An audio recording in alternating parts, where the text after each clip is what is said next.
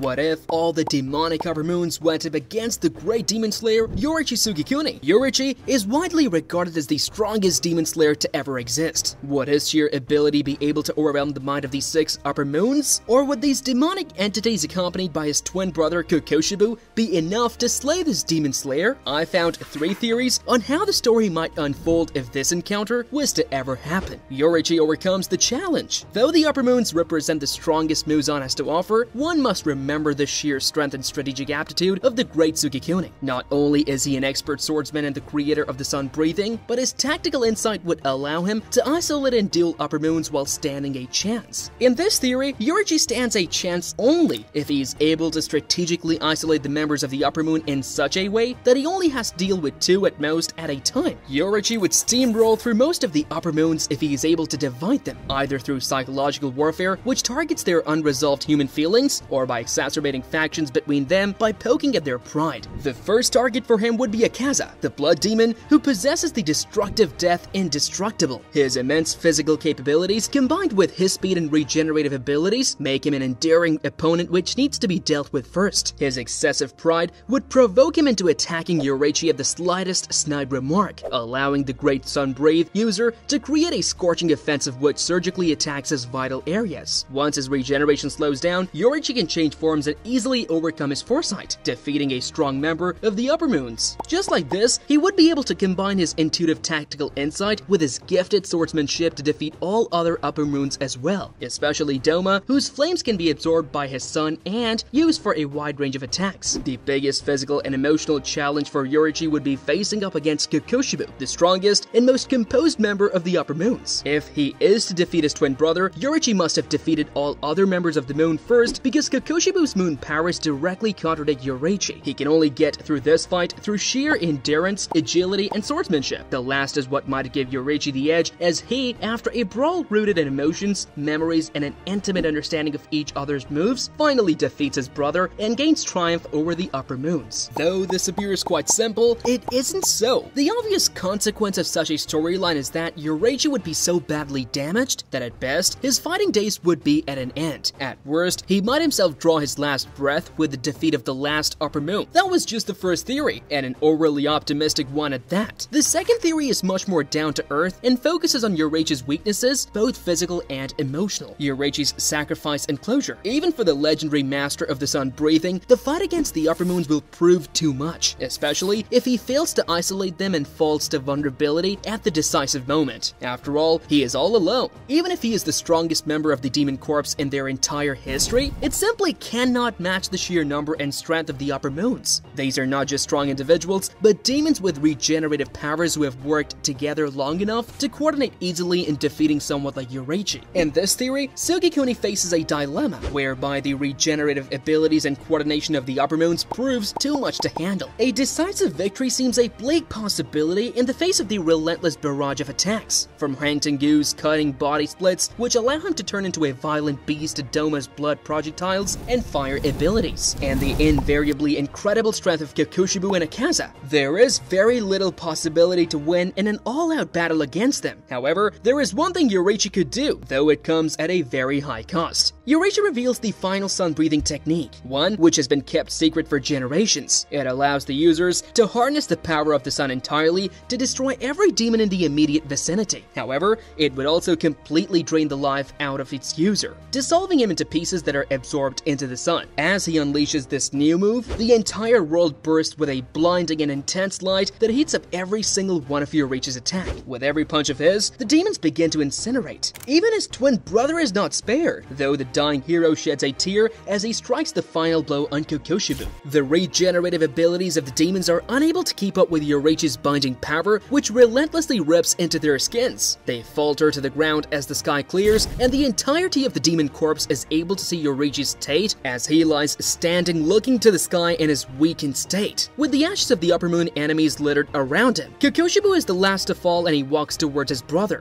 begging for mercy as the last wanting shred of his humanity wakes up right right before he passes too. Finally, a fully burnt Yoriichi begins to wither away as well, and with a faint yet visible smile, he locks eyes with the demon corpse before joining the sun for eternity. Though he passes to the eternal realm, the sacrifice of Sugekuni lives on as the greatest weapon of Muzan's authoritarianism is dismantled by the great hero. That wraps up the second theory. Now comes the third theory and the wildest one of the bunch. It is also, in our review at least, the most logical outcome a series like Demon Slayer could take. Unlikely alliance. Demon Slayer is a show where themes of redemption, humanity, and unity figure a central role. The inherent humanity of the demons and the often futile attempts to recover that humanity is a big part of this story. This theory takes that theme forward to its logical conclusion, with Yoriichi and the Upper Moons eventually allying to take down their common enemy, Muzan Kibutsuji. The theory starts with a typical showdown between Yoriichi and the 6 Upper Moons. The battle is tough, and as evidenced by the previous theories, the Great Swordsman tries his best to isolate the individual Upper Moon villains so as to take them out one by one. However, when he faces off with Akaza, he notices something very off. That's an ominous feeling about the demon Akaza, where he feels hesitant to fight Yoriichi and wishes to tell him something important. When provoked, Akaza informs him of the growing discord between Muzan and the Moons, where the latter has started doubting the sincerity of Muzan's ambitions. Akaza believes there is a darkness in Muzan which threatens even them, and proposes a temporary alliance to take him down before they can resume their battle. Yoriichi hesitantly agrees, but only after Akaza submits himself hostage and allows the former to hold him till all the moons come together and reluctantly inform him of their feelings. Alone among a group of demons who could betray him at any point, Yoriichi activates the Forbidden Sun technique for a moment just to show the moons the depths he can go to